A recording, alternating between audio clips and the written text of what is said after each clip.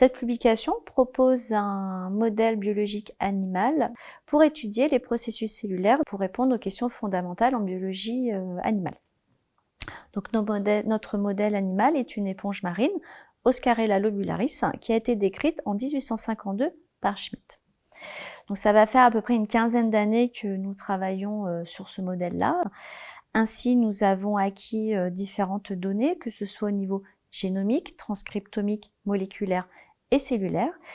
Et nous avons également étudié donc, sa morphologie, son histologie, son cycle de vie, son écologie, qui ont permis donc, aux auteurs qui ont publié donc, toutes ces données de proposer un modèle pertinent pour étudier l'origine des animaux, puisque les éponges se situent à la base de l'arbre des animaux. Donc ça fait un modèle très intéressant pour des études comparatives. Ensuite, cette éponge, elle vit donc dans la baie marseillaise, donc proche du laboratoire, qui est intéressante pour nous pour pouvoir récolter des échantillons. Néanmoins, donc le stade adulte donc, de cette éponge avait différents inconvénients majeurs pour nous, que ce soit au niveau de l'élevage au sein des aquariums qui était très compliqué. Donc ça nécessitait beaucoup plus de plongée, donc avec un impact sur l'environnement. La taille aussi des individus entre 1 à 8 cm était est importante. Et également donc l'opacité des tissus. Et ça, c'est vraiment un point limitant pour pouvoir travailler, on va dire, en direct sur les tissus pour observer les processus cellulaires. Donc notre éponge, Oscarella lobularis, a deux modes de reproduction, sexué et asexué.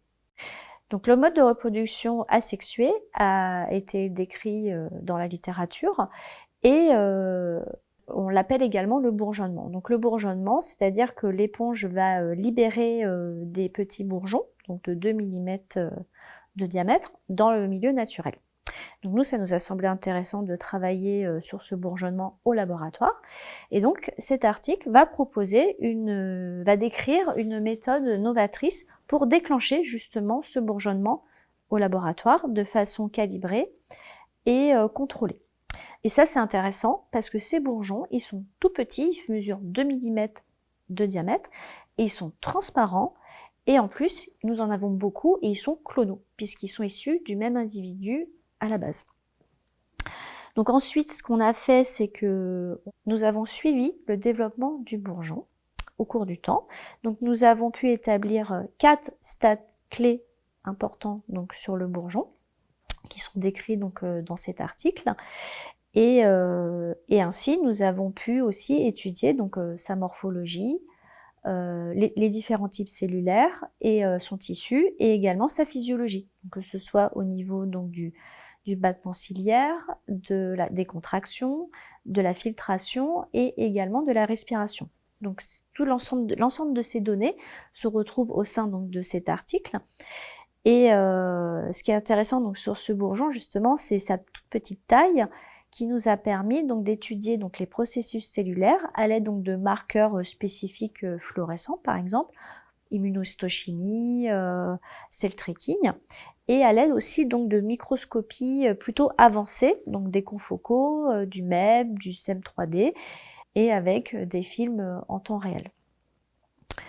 Donc l'ensemble de toutes ces données nous permet donc de proposer donc ce petit animal pour étudier donc les mécanismes cellulaires qui sont impliqués donc dans l'évolution des animaux.